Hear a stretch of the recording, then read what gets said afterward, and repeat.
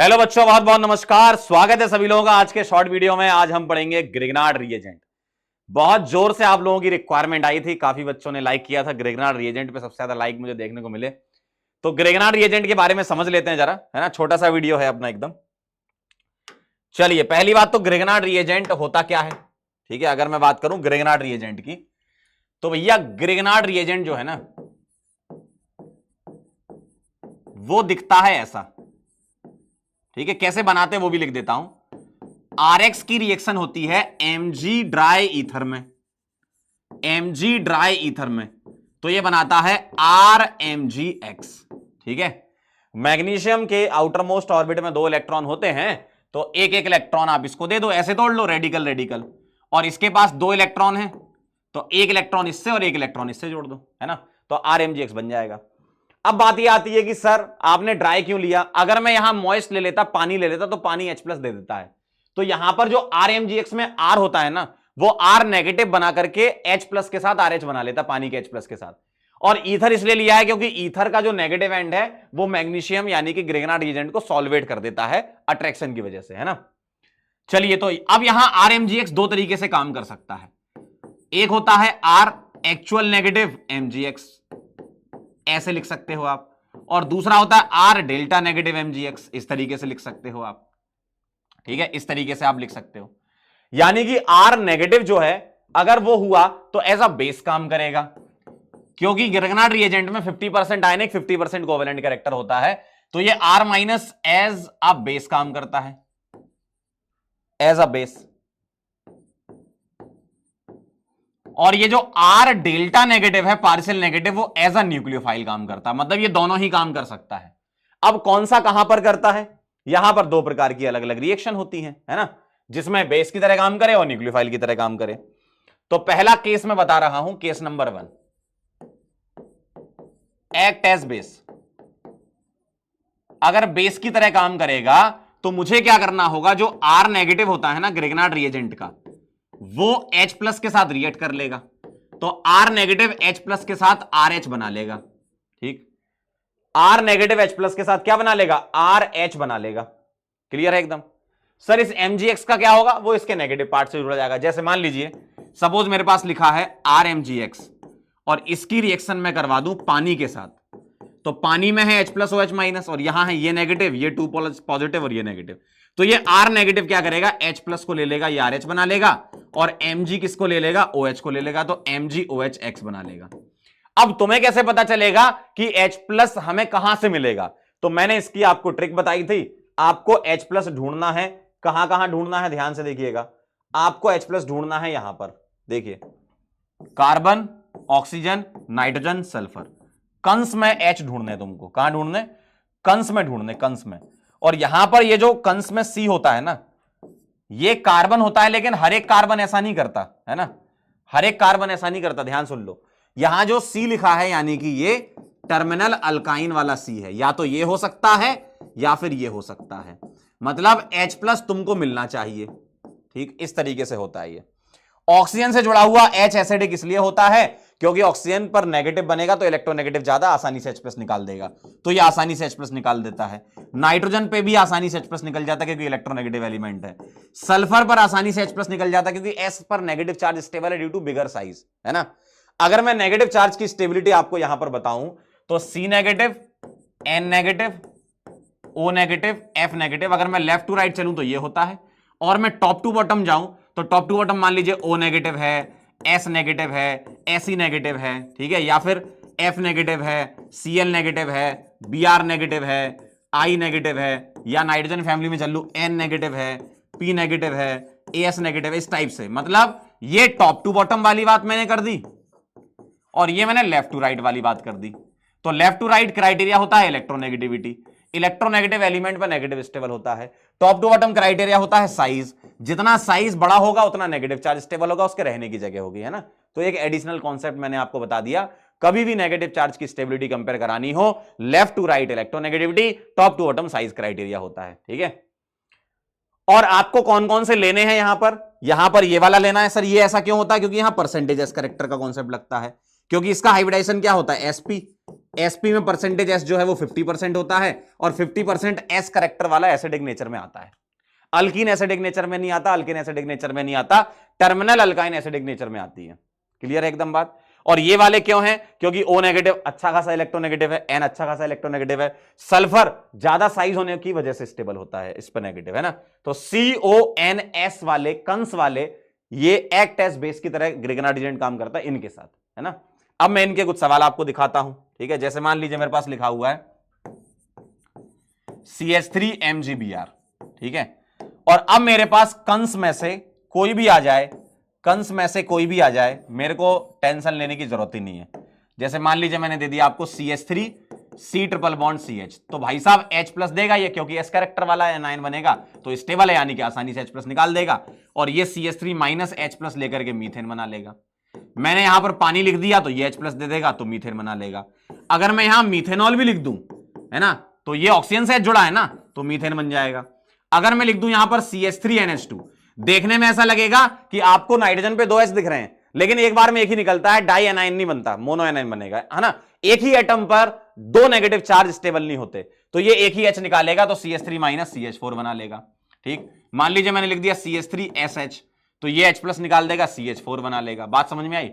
ठीक है। अगर मान लीजिए मैंने लिख दिया CH3C डबल बॉन्डो NH2, तो यहां से भी ये H निकाल लेगा, CH4 बना लेगा। ठीक, बाकी एनायनिक पार्ट ग्रिगनार्ड रिएजेंट के MgX से जुड़ जाएंगे, जो कि बाई प्रोडक्ट हम लिखते नहीं है। समझ गया एसिड बेस वाली reaction. R negative H plus के साथ तुमको जोड़ना है, और H प्लस कैसे पता चलेगा? कंस से पता चलेगा। ठीक है, ये कहानी है पहला वाला केस। अब मैं चलता हूं सेकंड केस पर, ध्यान से देखिएगा। अब मैं चलता हूं केस नंबर 2 पर। केस 2 होता है act as nucleophile. Act as nucleophile, और न्यूक्लियोफाइल में 2 कैटेगरी आपकी यहां पर बनती है, और 2 को मैं 3 में डिवाइड कर देता हूं। ठीक है, पहली वाली है कार्बोनाइल के साथ ग्रिगनार्ड रिएजेंट की रिएक्शन करवाना। ठीक, कार्बोनाइल के साथ ग्रिगनार्ड रिएजेंट की रिएक्शन करवाना। दूसरी है साइनाइड के साथ ग्रिगनार्ड रिएजेंट की रिएक्शन करवाना, ठीक है, RMgX की। और तीसरी होती है एसिड डेरिवेटिव के साथ ग्रिगनार्ड रिएजेंट की रिएक्शन करवाना। ठीक है, RCOZ की रिएक्शन RMgX के साथ करवाना। ठीक है, इस वाली रिएक्शन का नाम होता है SNAE, addition elimination, nucleophilic substitution by addition elimination. इसका नाम होता है NAR, न्यूक्लियोफिलिक एडिशन रिएक्शन। यहां भी न्यूक्लियोफिलिक एडिशन रिएक्शन। कैसे ऐड करना है डायरेक्टली बता रहा हूं। ग्रिगनार्ड रिएजेंट का R कार्बोनाइल कार्बन से जोड़ करके अल्कोहल बना दो, क्योंकि ये इस पर अटैक करके ये पाई बॉन्ड तोड़ता है, और इस O नेगेटिव को हम यहां पर सोर्स ऑफ H प्लस कोई भी दे सकते हैं, पानी, एल्कोहल, अमीन वगैरह, कोई भी यहां पर सोर्स ऑफ H प्लस आपको मिल सकता है। ठीक है, तो ये इसके साथ जोड़ करके अल्कोहल बन जाएगा। क्यों? यहां O नेगेटिव बनेगा, वो H प्लस ले लेगा, तो ये बना लेगा ऐसा COHR, इस तरीके से। यहां पर क्या करना है, ग्रिगनार्ड रिएजेंट का R वाला पार्ट कार्बन से जोड़कर कीटोन बना दो, है ना, कार्बन से जोड़कर कीटोन, क्योंकि यहां पर आपको हाइड्रोलिसिस वगैरह दिया जाता है। तो यहां बनेगा RC डबल बॉन्डो, इस तरीके से C डबल बॉन्डो, यहां R आ जाएगा। ठीक है, अब यहां जो भी लगा होगा वो उसके साथ लगा देंगे। इसमें क्या होता है, R ऐसा न्यूक्लियोफाइल काम करता है, यहां अटैक करता है, ये पाई बॉन्ड टूटता है, वापस बनता है, Z निकलता है, तो न्यूक्लियोफाइल ऐड हो रहा है और Z एलिमिनेट, यानी कि सीधा Z हटा करके हम R लगा देंगे, ये बन जाएगा। सर इसके बाद फर्दर रिएक्शन करा सकते हो, अगर रिएक्शन एक्सेस में दे रखी है या दूसरा मोल ग्रिगनार्ड का दे रखा है, तो फर्दर रिएक्शन इस तरीके से हो जाएगी जैसे कार्बोनाइल की होती है। ठीक है, तो ये होती है आपकी एज न्यूक्लियोफाइल वाली। क्लियर है एकदम? एसिड बेस वाली क्लियर है, न्यूक्लियोफाइल वाली रिएक्शन क्लियर है। मैं आपको न्यूक्लियोफाइल वाले सवाल करवा देता हूं। जैसे मान लीजिए मेरे पास दे रखा है CH3 C double bond OH, और इसकी रिएक्शन मेरे को करवानी है CH3 MgBr followed by H plus, ऐसा दे रखा होगा। तो ग्रिगनार्ड रिएजेंट का R कार्बोनाइल कार्बन से जोड़ करके अल्कोहल, क्योंकि ये बॉन्ड टूटेगा तो अल्कोहल बन जाएगा, तो CH3C, यहां O नेगेटिव के साथ H जुड़ जाएगा और यहां पर CH3 आ गया। ठीक है, ये कार्बोनाइल वाली रिएक्शन हो गई। अगर मान लीजिए मैं यहां पर साइनाइड लेकर के आ जाता हूं और ग्रिगनार्ड रिएजेंट ले लेता हूं PHMgBr, है ना, फॉलोड बाय हाइड्रोलिसिस में होता है, तो ग्रिगनार्ड रिएजेंट का R वाला पार्ट साइनाइड के कार्बन से जोड़ करके कीटोन बन जाएगा, क्योंकि हाइड्रोलिसिस हो जाएगा इसका, है ना, तो ये बना लेगा कीटोन इस तरीके से। देखें, क्लियर है एकदम?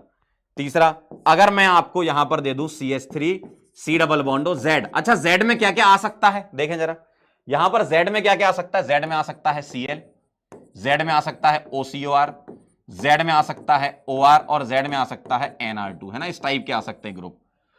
मतलब एसिड क्लोराइड बन जाए, एनहाइड्राइड बन जाए, एस्टर बन जाए, या 3 डिग्री अमाइड बन जाए। 1 डिग्री और 2 डिग्री अमाइड इस वाली रिएक्शन को नहीं देते हैं। क्यों? क्योंकि 1 डिग्री 2 डिग्री एसिड बेस देने लगेंगे, क्योंकि नाइट्रोजन के पास H होगा ना। ठीक है, तो अगर मान लीजिए मैं यहां पर Z में सपोज आपके लिए ये करके दे देता हूं कि मान लीजिए मैंने Cl कर दिया, तो इसकी रिएक्शन मैं करवा रहा हूं CH3 MgCl followed by hydrolysis करवा लेता हूं। ठीक है, तो क्या होने वाला है, डेल्टा नेगेटिव यहां अटैक करेगा, ये Cl हटा जाएगा, है ना, क्योंकि ये बॉन्ड टूटेगा, वापस बनेगा, Cl निकल जाएगा। यानी कि आपको क्या करना है, Z हटा करके CH3 लगा देना। वैसे यहां पर हाइड्रोलिसिस की जरूरत नहीं पड़ती है, लेकिन दे रखा है तो भी कोई टेंशन नहीं, नहीं दे रखा तो भी आपको बनाना यही है कार्बोनाइल। लेकिन इसके आगे अगर तुमसे पूछ लिया गया, मान लो आपसे पूछ लिया गया PHMgBr, ठीक है, फॉलोड बाय H+, तो बताओ क्या होगा। तो अब ये डेल्टा नेगेटिव इस कार्बोनाइल कार्बन से जोड़ करके तुम एल्कोहल बना दोगे। इस तरीके से दिख रहा होगा आपको, देखो बात समझ में आ गई। तो आपका एल्डिहाइड कीटोन दे दे, साइनाइड दे दे, एसिड डेरिवेटिव दे दे, कैसे करना है तीनों को एक बार फिर से बता रहा हूं। अगर आपको कार्बोनाइल कंपाउंड पर ग्रिग्नार्ड का अटैक कराना है तो ग्रिग्नार्ड का आर कार्बोनाइल कार्बन से जोड़कर के एल्कोहल बना दो। अगर साइनाइड पे कराना है तो ग्रिग्नार्ड का आर साइनाइड वाले कार्बन से जोड़कर कीटोन बना दो। और अगर एसिड डेरिवेटिव पे कराना है तो ग्रिग्नार्ड का आर एसिड डेरिवेटिव वाले कार्बन से जोड़कर के Z को हटा दो, यानी कि Z हटा दो और ग्रिग्नार्ड का आर लगा दो। क्लियर है एकदम। तो ये कहानी थी आपकी। और कभी अगर आपसे रेट ऑफ रिएक्शन के बारे में बात कर ले तो रेट ऑफ रिएक्शन की बातें यहां से चालू होंगी कि भैया एसिड बेस रिएक्शन सबसे पहले होगी। AB रिएक्शन का मतलब एसिड बेस रिएक्शन, तो एसिड बेस रिएक्शन सबसे पहले होंगी। उसके बाद आएगा RC डबल बॉन्ड OCl, ठीक है, एसिड क्लोराइड। फिर आएगा उसके बाद एनहाइड्राइड OCOR। फिर आएगा आपके सामने एल्डिहाइड में HCHO। फिर आएगा RCHO। फिर आएगा RCOR कीटोन। फिर आएगा RCOOR, ठीक है, और फिर आएगा RC डबल बॉन्डो NR2। सर ये किस लॉजिक पर लगाया आपने? इसमें लॉजिक ऐसा लगता है कि भैया यहां पर देखें जरा, मैंने 4 एसिड डेरिवेटिव बताए। देखो एसिड बेस रिएक्शन तो अलग हो गई, ये तो फास्ट है ही, ये तो सबसे आगे है। ठीक, अब मैंने 4 एसिड डेरिवेटिव बताए थे, 2 आगे रख दो और ये 2 पीछे रख दो, और बीच में एल्डिहाइड कीटोन फंसा दिया मैंने। सर एल्डिहाइड कीटोन में कैसे कंपेयर कराओगे? स्टेरिक हिंड्रेंस कम होगी तो रेट ऑफ रिएक्शन ज्यादा होगी, क्योंकि न्यूक्लियोफाइल को अटैक करना है। तो हाइड्रोजन की तो कुछ स्टेरिक हिंड्रेंस होती नहीं है, तो आप इस तरीके से कर लो। ठीक, दूसरा तरीका होता है आप ऐसे भी चेक कर लो कि इलेक्ट्रोफिलिसिटी क्या है ना, जैसे आर यहां इलेक्ट्रॉन डोनेटिंग है, यहां दोनों आर इलेक्ट्रॉन डोनेटिंग है, तो यहां पर दोनों आर जब इस कार्बन को इलेक्ट्रॉन देंगे तो ये किसी न्यूक्लियोफाइल के प्रति उतना आकर्षित नहीं होगा जितना इसको जरूरत है। क्यों?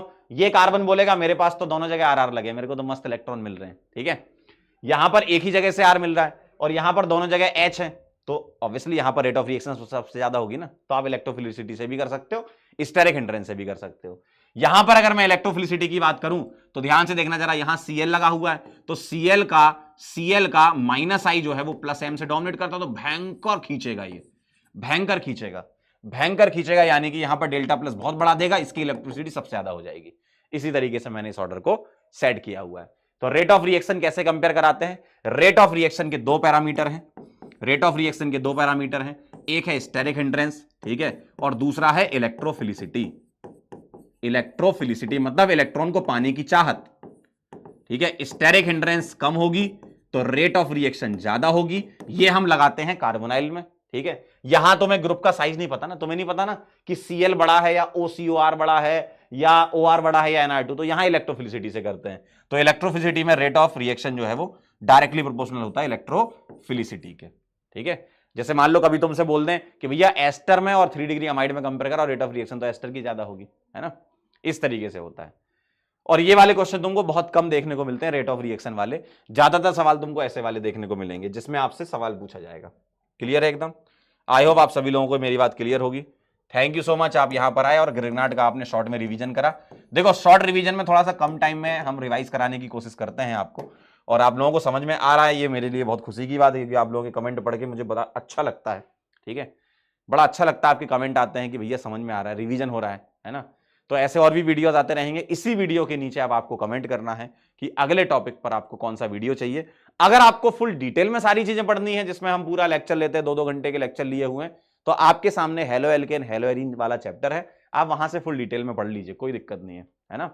शॉर्ट वीडियो में जल्दी से क्विक रिकैप होता है, जल्दी से रिवीजन कर रहे होते हैं अपन। ठीक है, मिलते हैं बेटा फिर, तब तक के लिए ओके बाय।